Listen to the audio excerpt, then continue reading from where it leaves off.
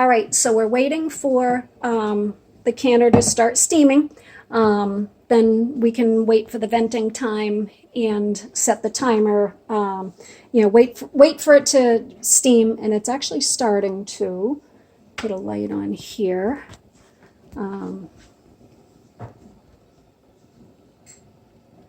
See how close I can get to this thing. It might be really hard to see, but there's the little vent.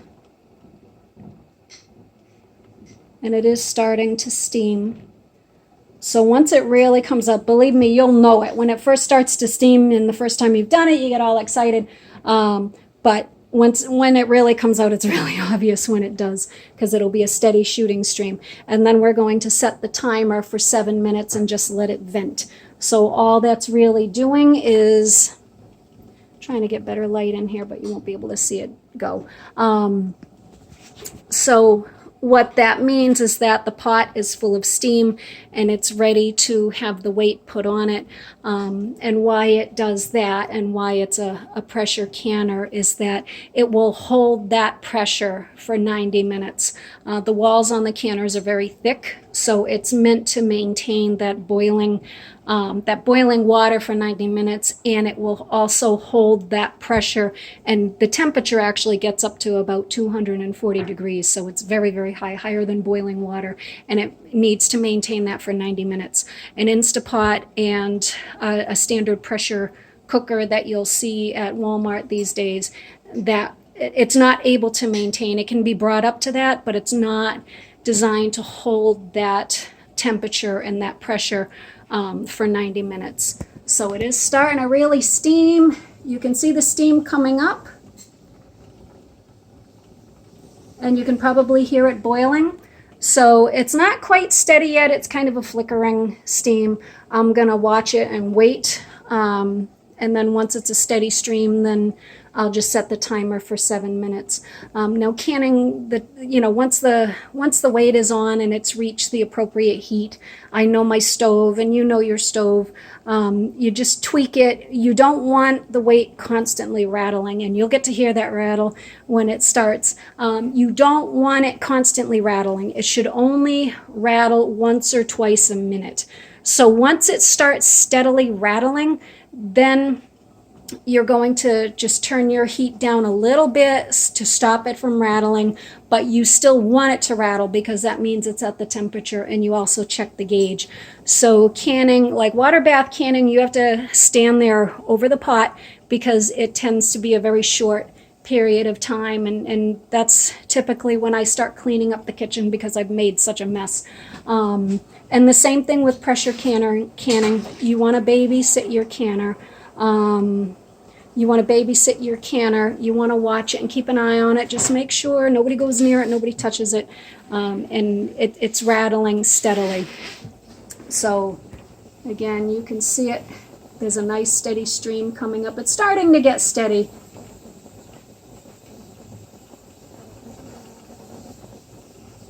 And you can really hear it boiling. You'll hear the jars clicking and clacking and all that.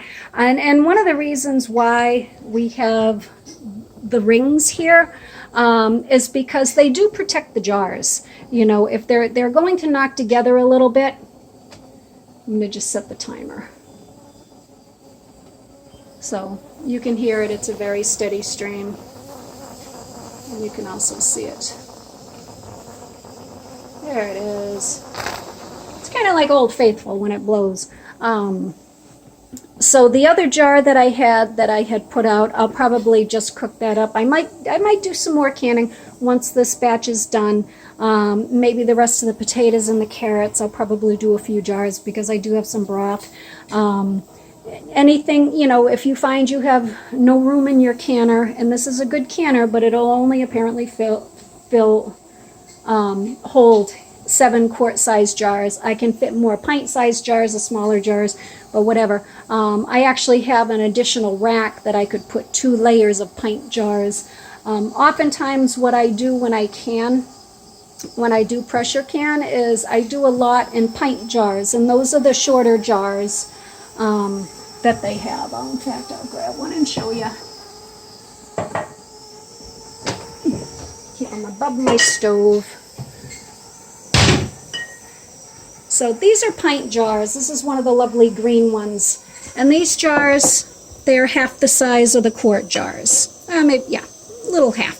You know, that fits, that holds 2 cups. And that's perfect for a lunch.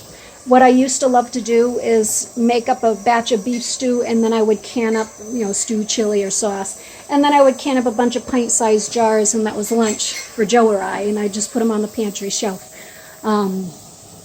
So while we're waiting for the timer, and we get about 5 more minutes before putting the weight on, I'm going to talk about the whole, the prepping part of this. Now this right here, just found it, this is the bottom, this is the rack that goes in that pressure canner there. I actually have 2 of them. And what I could do with this one I use for cooking. I have 2 racks, one I use for canning, one I use for cooking. With the canners, all canners, they all come with a rack. You don't want stuff on the bottom of the canner because it could break, it could burn and stick to it. So it protects the canner. That's a pretty heavy duty thing. It protects the glass in the jars, and it protects the canner from damage. So I have the one that's in there I use for canning. It's pretty dark. It's not that pretty. This one's not that pretty, but I like to keep them separate. That's just my personal preference. So you can probably really hear that thing hissing now. It's going like crazy. So I'm just going to watch it from across the kitchen and then try not to touch my face. I need my glasses tightened. So I'm going to talk a little bit about the food prep aspect of this, because you saw a lot of food. That was probably just under 5 pounds of potatoes. It was a couple of pounds of carrots. It was one of the bigger bags that I peeled and sliced up. That was a small package of celery, and it was a couple of onions. So one thing you will learn if you're going to be doing canning, this is your introduction to bulk cooking. So if you're not used to it, it's quite an adjustment. If you haven't had time, I'm used to it. I worked in restaurants when I was younger, so I'm used to a lot of bulk meal prep. I'm sure there's going to be a few of you, and 1 or 2 off the tops of my head I can think of, who will probably be cursing me if you really get into this. Like, oh my God, there's so much prep work to do. To be honest, it did take me a couple of hours to peel and cut all those potatoes, carrots, celery, and the onions was the worst. That's why I didn't film it, because it was a little tearful. But I do have a few tips for that. So it is a lot of work preparing for this. But once you're done, if you do a weekend, it is a weekend project, because you've got to go buy the food, you got to make sure it's good quality, then you've got the prep work, then you get everything ready, then you're actually canning it, then you got to put everything away and clean everything up. So you're gonna make a mess. Being that we're all in quarantine now, this would be a really good skill to teach your kids. Teach them about kitchen safety, number 1. They can help with a lot of the prep work. I can remember being a little kid and peeling potatoes. My mother cut everything up, but I loved peeling potatoes and peeling carrots. So there is a lot of food prep that goes into this process. So unfortunately, there's no way around it. You can probably pick up bags of pre-cut things. I wouldn't recommend using the baby carrots. They're not as good. And just the process they go through, just do it yourself, wash them off. So as I said yesterday, you are going to be on your feet a lot, so make sure you got good footwear supporting your feet. Stay hydrated, because it is going to be an all-day thing, especially a project like this. I started prepping veggies around 9:30, and here it is, it's almost 2:30, and I really haven't stopped. I took a little lunch break, had some of the chili I made last night, and I'm going to, I've got another, once this thing is ready, then I've got to wait for it to come up to pressure, and I get another hour and a half, and so it's an all-day thing. So, just get the mindset that this is meal prep. But once you're done, you'll have 7 meals set and ready to go. They'll be shelf stable. They won't take up any room in your fridge. So you can put them on a shelf and you can just grab one and heat it up. You can control what goes in your food. You can modify the ingredients, but you want to double check and make sure, check with the Ball Canning site, check with the book, and see if there are any substitutions that are not recommended. And from my experience, there's very few things that you can't can. And I'll get into that in a minute. But it is going to be a lot of prep work.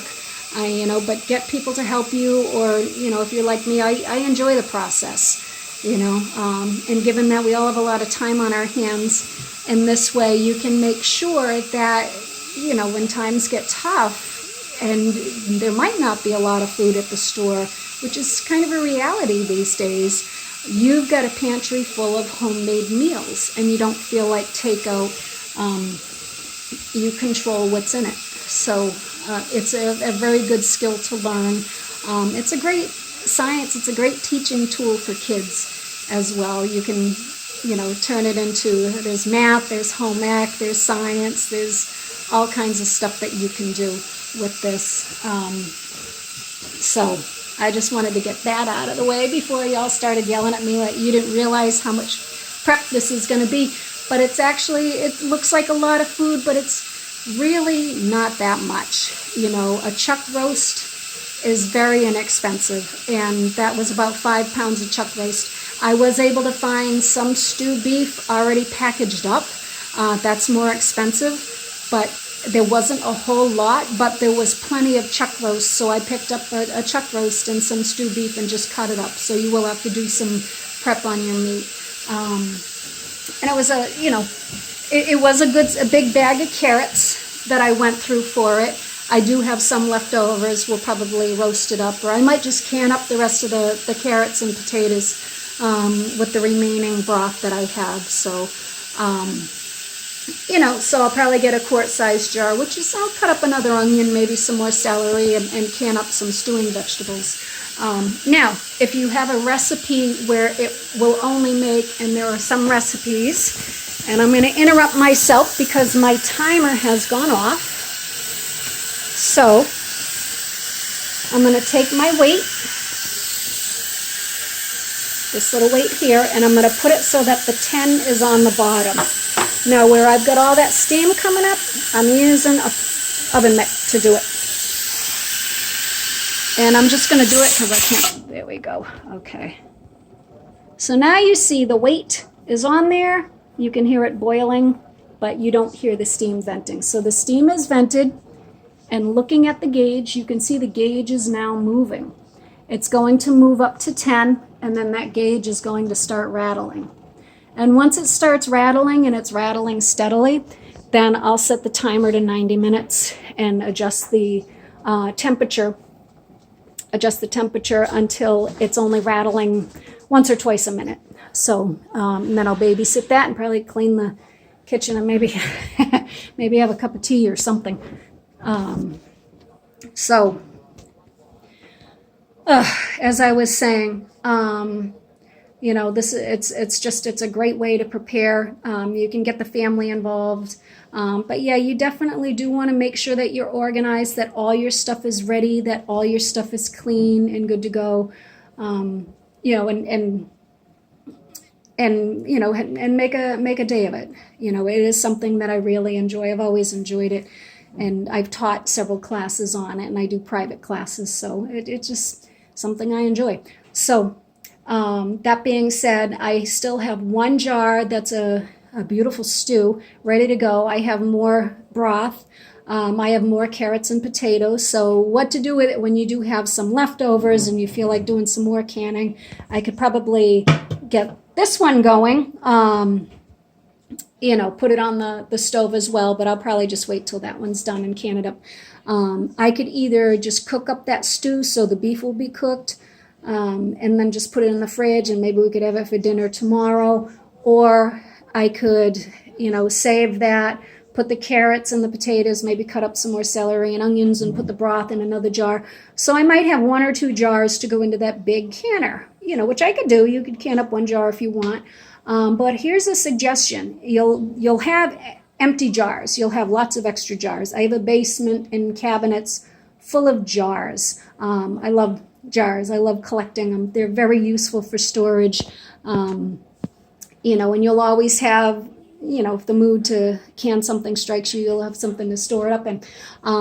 So if you only have a little bit of food and you feel like you're going to waste a canner, take those other clean jars and fill them with water and can the water. I have a cabinet that's full of canned water. People who see it, they ask me if it's moonshine because it's this clear water, and it's just water, and why can water? Why not? You'll have water. It's one way to put those empty jars to use rather than just sitting there collecting dust on a shelf, because they will get dusty. Bugs love empty jars. I don't know why, but I'm always, having to wash them and sterilize them because they got spiders and ladybugs in them. And, even in a cabinet covered, whatever. I try not to leave them covered because I don't want old odors to linger, but then I get bugs. So clean them out. Can water. Because if you lose your power, we have a well. If the power goes out, then, we could lose the well. And if you need emergency water, and we actually had to do this several years ago. Our water heater died. We couldn't get water. Water, we lost power in that Halloween storm a couple of years ago. But I had, a couple dozen jars just full of canned water, because if I have an empty spot in my canner, some recipes you'll only can up 4 quarts, and that leaves extra room in the canner. And rather than have a bunch of jars in there that are loose with all this space knocking into each other and potentially breaking, because it could happen, I'd can up water just to take up the space. So I'm going to go back over to this, and you'll be able to see the gauge. See how that's moved up now? Looks like it's approaching 9. It's like between the 5 and the 10, and it's moving up slowly. You're going to hear the weight start to rattle in a minute, and then I'll set it, and then I'll turn this off. Now, the other canner that I have here, this is the weight that it has. This is no gauge on here. And this is nice. This is a granite ware canner. Somebody actually gave this to me brand new in the box because they never used it, which is a shame. It's a good tool. So this has got weights. There's actually 2 individual weights, and they actually pry off. So each one of these weights is actually 5 pounds of pressure. So they come off. So if you have something, and there are some foods that only can or pressure cook at 5 pounds, and sorry, there's a little bit of, this thing needs some cleaning, but it just fits on there. And then what happens is this rattles, and it comes to a steady rattle. And the other gadgets here, those are air vents. And this one, it locks, the handles lock on in a different way, but it is very, very safe. So it looks like it's about to hit 10 pounds, which is really exciting. And then I can set the timer on it. Yeah, it's actually at 10 pounds. And that thing, you'll start seeing steam spitting out of it. I know it's about as fascinating to watch as paint drying. But once it starts rattling, then it could start spitting, and yeah, it's starting to spit a little bit, so that'll get going, and then you really hear that. I want you to hear it. The first time I heard it, it's loud, and it'll make you jump. The first time I heard it, I thought, oh my God, the thing is broken. It really startled me. So you can hear it. It's actually starting to hiss a little bit. And you can see some steam coming out of the sides.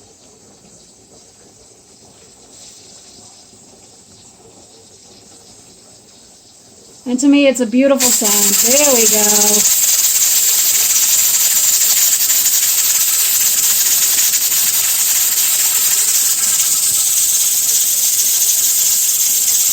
So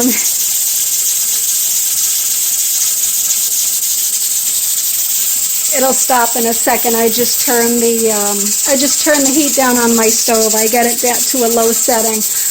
If you have a stove with different size burners, yeah, it'll rattle for a little bit. So if you have a stovetop with different size burners, you definitely want to use the biggest burner for this type of thing.